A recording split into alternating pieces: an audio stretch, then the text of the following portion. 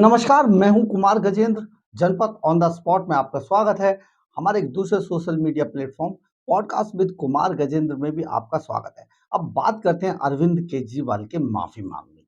Arvind Kejriwal and company, जब से ये पार्टी सत्ता में आई है या ये लोग जब से राजनीति में आए हैं, तब से लगातार लोगों पर आरोप लगाते हैं, आरोप प्रत्यारोप करते हैं, गंभीर आरोप लगाते हैं और इसके बाद जब ये फंस जाते हैं अदालतों के अंदर, तो वहां पर जाकर माफी मांग लेते हैं। यानी कि लास्ट में पूरा तूफान मचाने के बाद जब इसका अंत लगता है कि अब इन्हें जेल जाना पड़ेगा, तब ये माफी मांगने लगते हैं।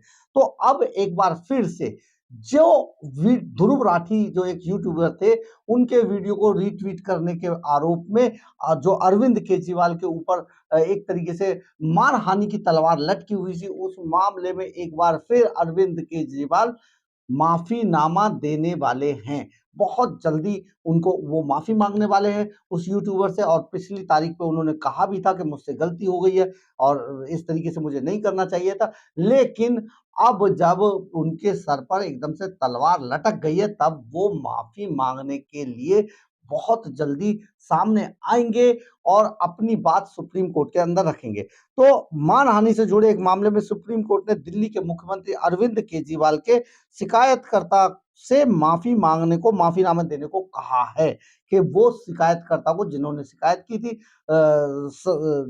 संस्कर्त्यायन, उनसे माफी मांगेंगे, उनको माफीनामा लिखित में देंगे। अरविंद केजरीवाल ने इससे पहले माफी माना था कि यूट्यूबर ध्रुव राठी का एक वीडियो रीट्वीट करना उनकी गलती थी। कोर्ट ने कहा कि शिकायतकर्ता इस बात पर विचार करे कि उसे यह माफीनामा स्वीकार है या नहीं। हम 13 मई को आगे सुनवाई करेंगे इस मामले में, ये सुप्रीम कोर्ट ने कह दिया है। आम आदमी पार्टी के संयोजक अरविंद केजरीवाल पर यूट्यूबर ध्रुव राठी के वीडियो वाले एक ट्वीट को रीट्वीट करने के मामले में 2018 में यह केस दर्ज हुआ था, मानहानि का। उस वीडियो में विकास सांस्कृत्यायन नाम के व्यक्ति के बारे में अपमानजनक बातें कही गई थी। दिल्ली हाई कोर्ट ने यह कहते हुए मुकदमा रद्द करने से मना कर दिया था कि ट्विटर पर केजरीवाल को बड़ी संख्या में लोग फॉलो करते हैं। उन्होंने शिकायतकर्ता के शिकायत खिलाफ काफी अपमानजनक बातें कही थी, जिसकी पुष्टि होती है। उसे रीट्वीट किया, करोड़ों लोगों तक फैलाया अरविंद केजरीवाल के रीट्वीट के बाद। ये सारी चीजें पहले ही साफ हो चुकी थी। निचली अदालत में इस मामले पर रोक लगा दी थी। हालांकि फिलहाल सुप्रीम कोर्ट ने निचली अदालत में चल रहे मुकदमे पर अंतरिम रोक लगा रखी है। अगली सुनवाई तक यह रोक जारी रहेगी। इसके पहले 26 फरवरी को मामले की सुनवाई के दौरान अरविंद केजरीवाल ने सुप्रीम कोर्ट में यह माना था कि उनसे गलती हुई है।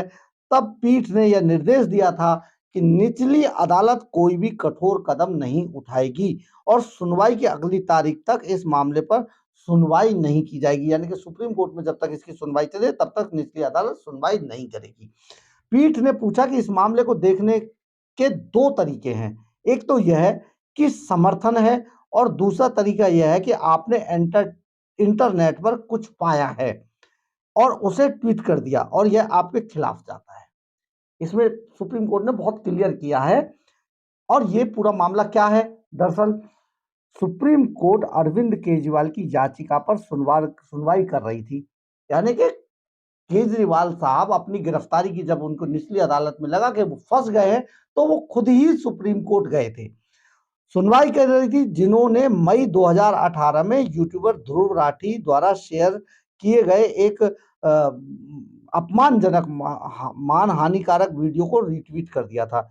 इसके बाद उन पर आपराधिक मानहानि का मुकदमा दर्ज कराया गया, शुरू किया गया। इस संबंध में निचली अदालत ने से केजरीवाल को सम्मन जारी हुआ था, जिसे रद्द करने के लिए वह सुप्रीम कोर्ट पहुंचे थे।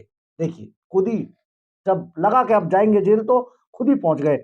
राठी ने 2018 में एक ट्वीट पोस्ट कर आई सपोर्ट नरेंद्र मोदी नाम के ट्विटर पेज के संस्थापक और संचालक पर बीजेपी आईटी सेल पार्ट 2 जैसा व्यवहार करने का आरोप लगाया था। केजरीवाल ने इस ट्वीट को रीट्वीट किया था।